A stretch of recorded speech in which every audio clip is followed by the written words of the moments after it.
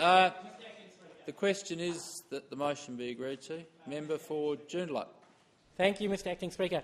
Thank you, Member for Forestfield. That was a rousing speech.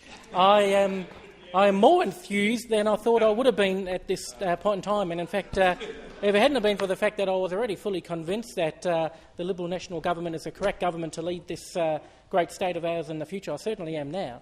I would suggest that the members opposite would probably be tempted to cross the floor when it comes time to vote for this bill. It would be hard-pressed for me to imagine why someone wouldn't. Look, indeed. Now, look, I had a little bit more tactical forethought this time round before rising to speak tonight, insofar that I checked to make sure the member for Mandurah didn't follow me. So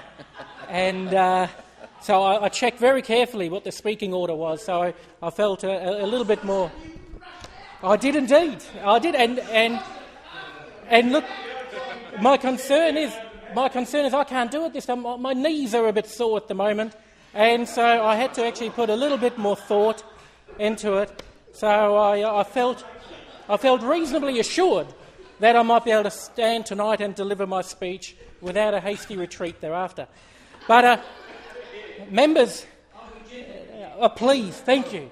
I've checked. We are not in official duck season, and I actually should have brought my little rubber duck to have with me here just to hold as a stress ball. But members, tonight I do want to follow the member Forestfield, a good colleague of mine, and address some of the issues or some of the main aspects of the budget. Tonight I just want to have a quick chat about what this budget means for my electorate of Joondalup and the northern suburbs slightly more broadly. I want to have a look at what this budget does for Western Australia.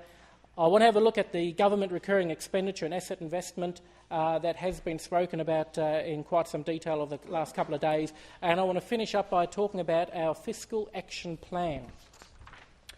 Now, if I have a look at Joondalup and the northern suburbs, I've got to say I'm absolutely delighted to see the full $20 million in funding for the upgrades at Arena Joondalup. This is an outstanding investment into the sporting future of the northern suburbs. We've got some outstanding sporting clubs that call the arena home. It already is an outstanding facility, but it is a facility that, with this investment, will become an absolute centre of sporting excellence for the northern suburbs.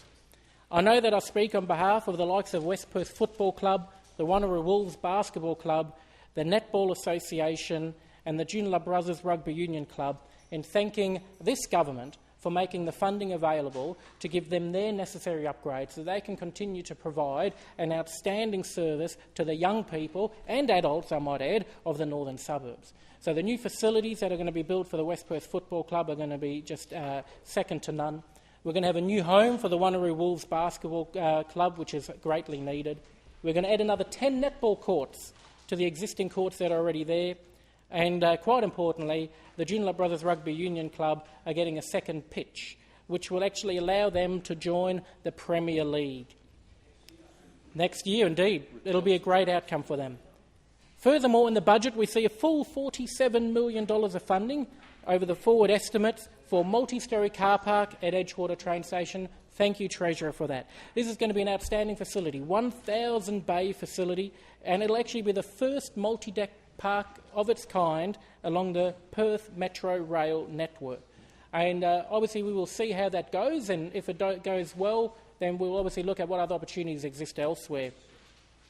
We've got $241 million allocated to the completion of the Butler train line, slightly north of Joondalup, but again an outstanding addition to the existing train line that will service the ever-growing population to the north, and a $244 million investment for 66 new rail cars. We have the Mitchell Freeway widening and expansion project underway. As many people in the northern suburbs can already see, we've got an additional lane going in from Graham Farmer Freeway to Hutton Street, an additional lane from Hepburn Avenue to Hodges Drive, which goes right through the centre of my electorate. We've got planning and environment approval works underway for the extension of the Mitchell Freeway from Burns Beach Road to Hester Avenue. That in itself represents an investment of $315 million. We also have $36 million in funding for the rollout of the 40-kilometre-an-hour LED signs at all remaining eligible schools, a life-saving measure. And we have a new development program to assist more schools to transition to the very popular independent public schools program.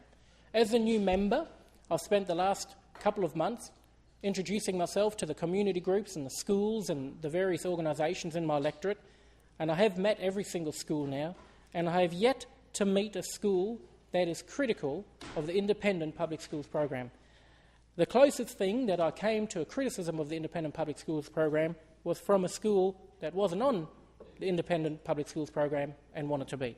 So this new development program is actually going to be a huge boost for those remaining schools that are absolutely hanging out to join this program.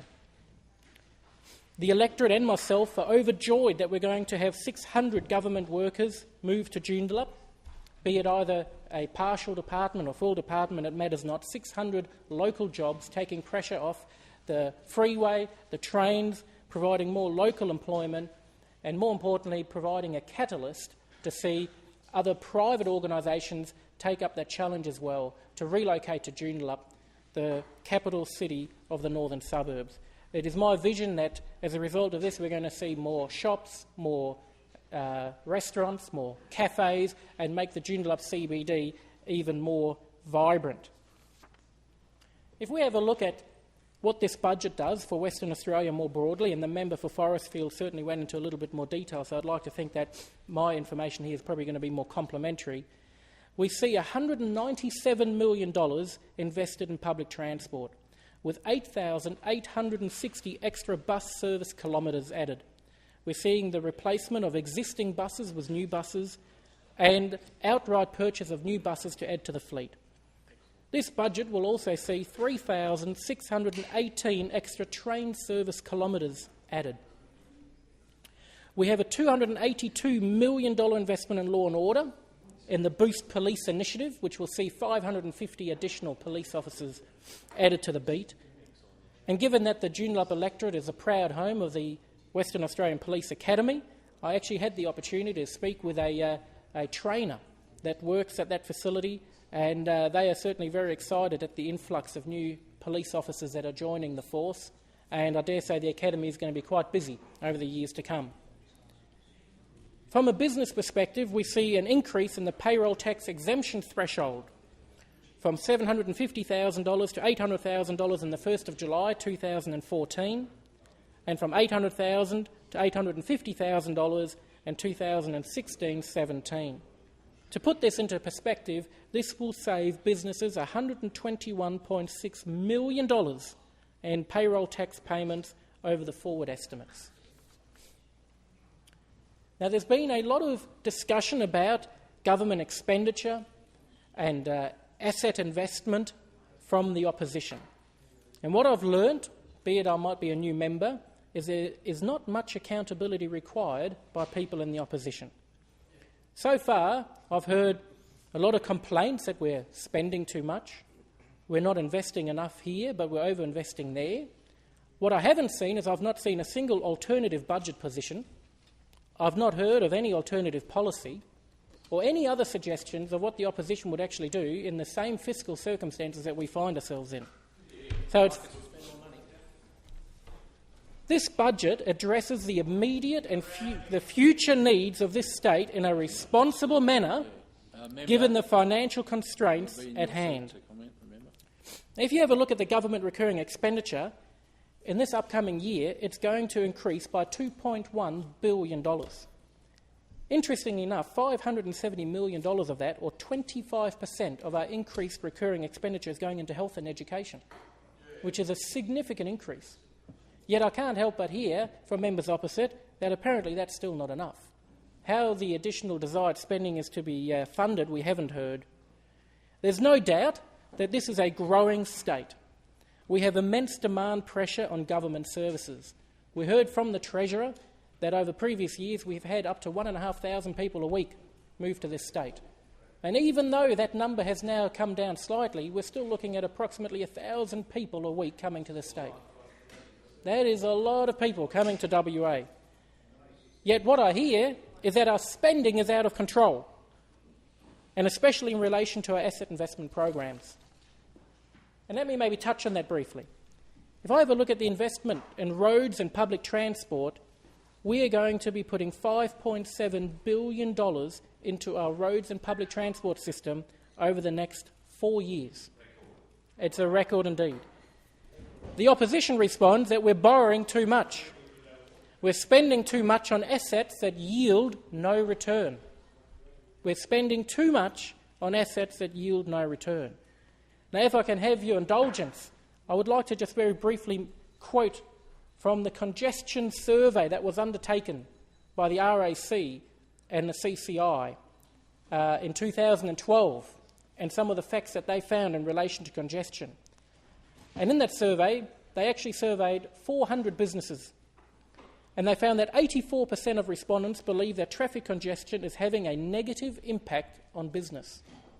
9 out of 10 businesses said that traffic congestion had increased the time their workers spent on the roads over the past 12 months, leading to a range of negative consequences including higher fuel costs, lower productivity and increased stress for employees. Now, importantly, the Bureau of Infrastructure, Transport and Regional Economics tabled a report which estimated that congestion in Perth had the possibility of costing this state economy $2.1 billion a year by 2020 if we didn't do anything about it. That's the key, if we don't do anything about it. Now, our government is doing something about it. We're putting $5.7 billion on the line to invest in our road and rail infrastructure. I've not heard any such commitment or otherwise from the members opposite. All I'm hearing is that that investment will not yield a return. I can tell you now, I believe it will yield a return. It is when our businesses, it's when our small and large business community are able to increase their efficiency, are able to increase their productivity, are able to go back on the negative impacts that they're currently having with congestion, that will yield a return. We are addressing an issue which, if it's left unaddressed, will cost $2.1 billion per year. So we're investing in the future of this state's prosperity and commercial competitiveness. Now, it's amazing, I have to say, it's amazing what kind of goodies can be found in the budget papers. And I had great delight in going through the budget, almost page for page, and having a look. It was. I don't know what that actually says about me. It may not be a very good indictment about myself. I'm an ideas man. And I dare say perhaps the accountant in me found it quite exciting going through 1,000 pages of budget. But I can imagine... I do, but they're worn down a little bit. They're worn down a little bit. But, you know, I found a lot of interesting little things which the opposition would very much like all of us to overlook. And I would like to indulge you to maybe bring some of these to the light, if I may. And, well, thank you. Thank you. I will indulge away. Thank you. We've got a majority. Now, a lesson in relativity, members, a lesson in relativity. On page 60 of the Economic and Fiscal Outlook, there is a statement that says this, that for every $100 million increase that we receive in iron ore royalties, we lose $90 million in our GST share. That is a disgrace. That is a disgrace. Aha, but wait. Stay with me. Stay with me. Stay with me. Stay with me. This is like a really good...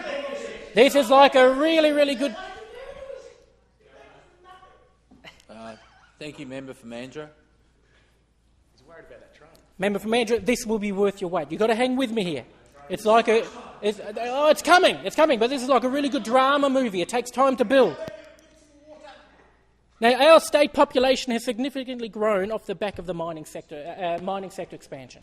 Prior to joining this esteemed house, I worked in the mining sector. I firsthand saw the amount of people that came to this state to help build the expansion in our mining area. These people that have come over here to work to help expand our mining industry have children. They send these extra children to our schools. They need hospital treatment, doctor treatment. They want to use our roads and public transport, and that's okay. That's to be expected. But then just as we see a positive result of all of these extra people coming over here in the form of royalty increases off the back of the hard work that they've done to expand the mining industry, and not forgetting that income tax, company tax and mining tax, what little there is of it, all goes to the federal government. When we do make a little bit of extra money from all of that effort, by a bit of mining royalty, we lose 90% of it by a reduction in our GST. The very money we would need, and I'm not just talking 457s, I'm not talking 457s, I'm talking population in general. The very money we would need to help meet the needs of this growing population is penalised elsewhere. And in fact, I will go as far as to say this, it's actually a double insult. As our population grows, the GST should grow with it, not even stay the same. Even if we got the $100 million and the GST stayed the same, we'd still be hard done by. Both should go up. Now, this is my punchline. Oh, yes. I shall try. Now, oh, gosh, I'm going to try and get it right. I haven't done many speeches yet. I'm not as good as you yet, Member for Mandurah, but I'm working my way up to it. The current federal Labor government, oh no, yes, hang in there, had the power to address at least partially this imbalance. Now, we have heard from the federal government, this is a state tax. We can't do anything about it. All the states have to agree to it if you want to have any change. But if you go to page 98 of the Fiscal Outlook, there's a little blurb there and it says this, that on March the 30th, 2011, the then Prime Minister announced a review of the arrangements for distributing GST revenue grants among the states. And this was called the GST Distribution Review. And it recommended immediately discounting the mining revenue assessment by 3% in order to compensate for mining-related needs of the resource states that are not fully recognised by the Commonwealth Grants Commission. But, don't you hate the word but? But the you would think that they would support the resource states that are bringing in the only little bit of revenue that they're getting federally is coming from us. But no, the Commonwealth Government did not accept this recommendation. Can I have an extension, please, Mr Acting Speaker? Extension granted. Now, what does this cost to WA? Oh, well, I'm going to tell you.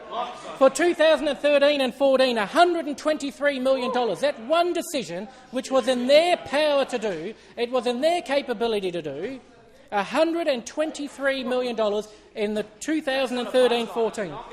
And by 2015-16, it would have been $161 million. So you would have been up almost $300 million. Oh, no, come back.